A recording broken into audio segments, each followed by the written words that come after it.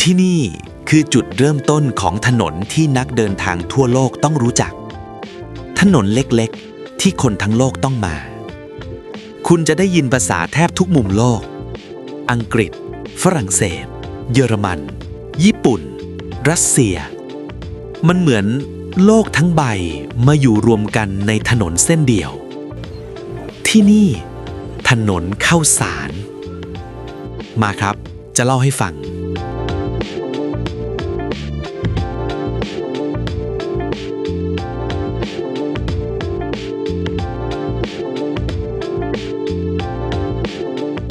ถ้าคุณไปถามนักเดินทางทั่วโลกว่ามากรุงเทพต้องไปที่ไหนชื่อถนนข้าวสารจะโผล่มาในลิสต์อันดับต้นๆแทบทุกครั้งทั้งที่ถนนนี้ยาวแค่ประมาณ400เมตรเองช่วงหนึ่ง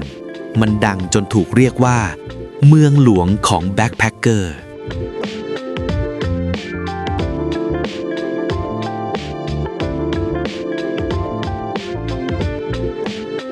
มองไปรอบๆจะเห็นนักท่องเที่ยวหลายชาติหลายภาษาใส่เสื้อยืดกางเกงขาสั้นสะพายเป้ใบใหญ่บางคนเพิ่งลงเครื่องไม่กี่ชั่วโมงบางคนเดินทางมาแล้วเป็นเดือนสำหรับหลายคนที่นี่คือจุดเริ่มต้นของเอเชีย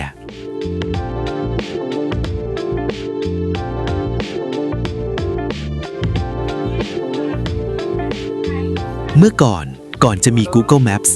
ที่นี่คือจุดรวมตัวของนักเดินทางอยากไปเชียงใหม่ไปลาวไปเวียดนามเดินเข้าร้านข้างทางซื้อตั๋วไปได้เลยแต่รู้ไหมก่อนจะเป็นถนนของนักท่องเที่ยวก่อนจะมีบาร์มีโฮสเทลแบบนี้ที่นี่เคยเป็นตลาดขายข้าว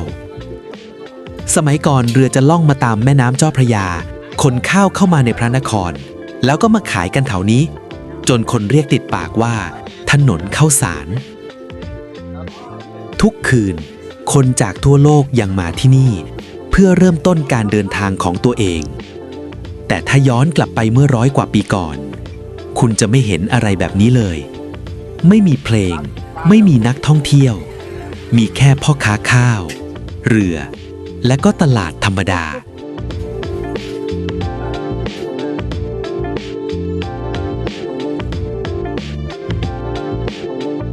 ลองนึกภาพตามนะถ้าเรายืนอยู่ตรงเนี้ยเมื่อประมาณ100 กว่าปีก่อนภาพที่เห็นจะคนละโลกเลยไม่มีบาร์ไม่มีเสียงเพลงมีแต่รถลากเกวียนแล้วก็คนหาบของแล้วกลิ่นบรรยากาศของที่นี่อบอวลไปด้วยกลิ่นข้าวใหม่ไม่ใช่กลิ่นเบียร์แบบตอนนี้นะตรงนี้เมื่อก่อนอยู่ในย่านบางลำพูเป็นย่านค้าขายสำคัญของกรุงเทพเพราะอยู่ใกล้แม่น้ำเจ้าพระยา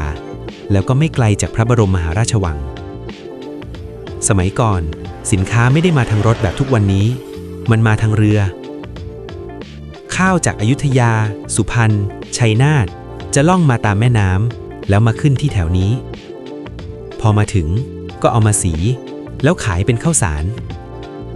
คนในเมืองก็จะมาซื้อกลับไปหุงกินที่บ้านลองคิดถึงภาพตอนเช้านะพ่อค้าหาบกระสอบข้าวมาเรียงแม่ค้าตวงใส่ถังเสียงคนคุยกันทั้งตลาดมันก็คึกคักอีกแบบหนึ่งบ้านแถวนี้จะเป็นบ้านไม้2 ชั้นข้างล่างเอาไว้ขายของข้างบนเอาไว้อยู่อาศัยกลางวันก็ทำเป็นร้านค้ากลางคืนก็เป็นบ้าน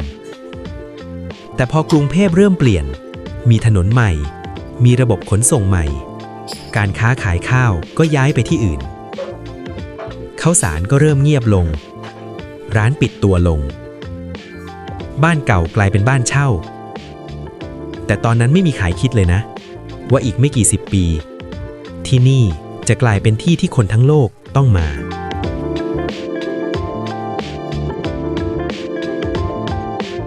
ช่วงประมาณปี 1970 ถึง 1980 วิถีคนรุ่นใหม่ในยุโรปอเมริกาเริ่มไม่อยากใช้ชีวิตแบบเดิมๆพวกเขาอยากเห็นโลกกว้างเลยทำงานเก็บเงินแล้วก็ออกเดินทาง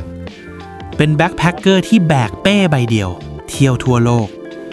แล้วหนึ่งในจุดหมายหลักของพวกเขาคือเอเชียตะวันออกเฉียงใต้ เพราะมันราคาถูกผู้คนเป็นมิตรแล้ววัฒนธรรมก็ไม่เหมือนบ้านเขาเลย กรุงเทพเลยกลายเป็นประตูสำคัญ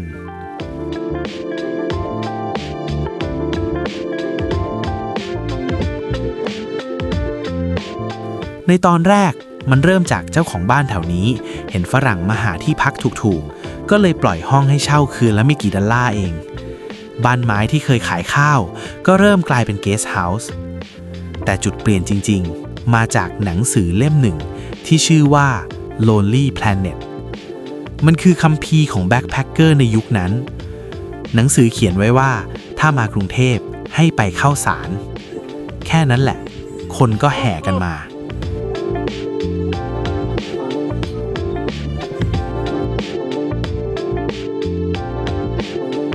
ช่วงยุค 90 ทุกอย่างเปลี่ยนเร็วมากมีร้านอาหารร้านทัวร์เกสต์เฮาส์ขึ้นเต็มไปหมดจากถนนเงียบๆมันกลายเป็นที่ที่คุณจะเจอคนจากทั่วโลกเพราะไม่ว่าคุณจะมาจากประเทศไหนสุดท้ายคุณจะมาเจอกันที่นี่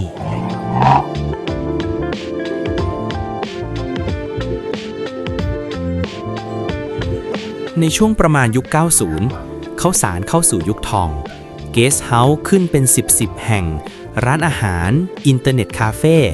ผุดขึ้นแทบทุกมุมสมัยก่อนยังไม่มีสมาร์ทโฟนใครที่จะส่งข่าวบอกที่บ้านว่ายังปลอดภัยดีก็ต้องมานั่งส่งอีเมลที่นี่พอกลางคืนไฟเริ่มติดเพลงเริ่มดังบาร์ตั้งโต๊ะออกมาบนถนนคนแปลกหน้าที่ไม่เคยรู้จักกันได้มานั่งคุยกันแล้วก็กลายเป็นเพื่อนร่วมทริปกันเฉยเลยชื่อของถนนข้าวสารเริ่มปรากฏในสื่อระดับโลกหนึ่งในตัวอย่างที่โด่งดังที่สุดคือภาพยนตร์เรื่อง The Beach ที่นำแสดงโดยลีโอนาร์โด ดิคาปริโอฉากเปิดของภาพยนตร์เกิดขึ้นที่ถนนข้าวสารในหนังมันถูกนำเสนอว่าเป็นที่รวมตัวของนักเดินทางที่กำลังตามหาการผจญภัยหลังจากภาพยนตร์เรื่องนี้ออกฉายชื่อของข้าวสารก็ยิ่งดังไปทั่วโลกทำให้หลังจากนั้นคนยิ่งอยากมาเห็นของจริงแม้วันนี้ข้าวสารจะไม่เหมือนเดิมมันยังคึกคักอยู่ก็จริงยังมีเสียงเพลงยังมีนักท่องเที่ยวยังมีคนจากทั่วโลกแต่โลกของการเดินทางมันเปลี่ยนไปแล้วเมื่อก่อนนักเดินทางต้องมาที่นี่เพื่อหาที่พักหาตั๋วหาข้อมูลแต่วันนี้ทุกอย่างอยู่ในมือถือไม่ว่าจะจองโรงแรมซื้อตั๋วดูรีวิวทำได้หมดโดยไม่ต้องมาเข้าสารเลย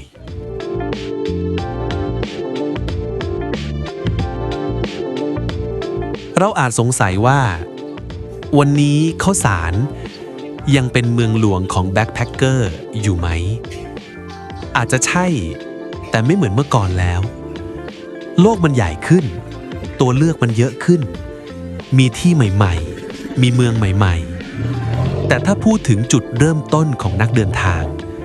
ชื่อของข้าวสารยังไม่เคยหายไปไหนมันอาจไม่ใช่ที่เดียวในโลกแต่มันคือสถานที่หนึ่งในประวัติศาสตร์แม้ถนนเส้นนี้จะยาวแค่400 เมตรแต่เรื่องราวของมันยาวกว่านั้นมากจากตลาดขายข้าวสู่ถนนของนักเดินทางทั่วโลกเราเชื่อว่าเรื่องราวใหม่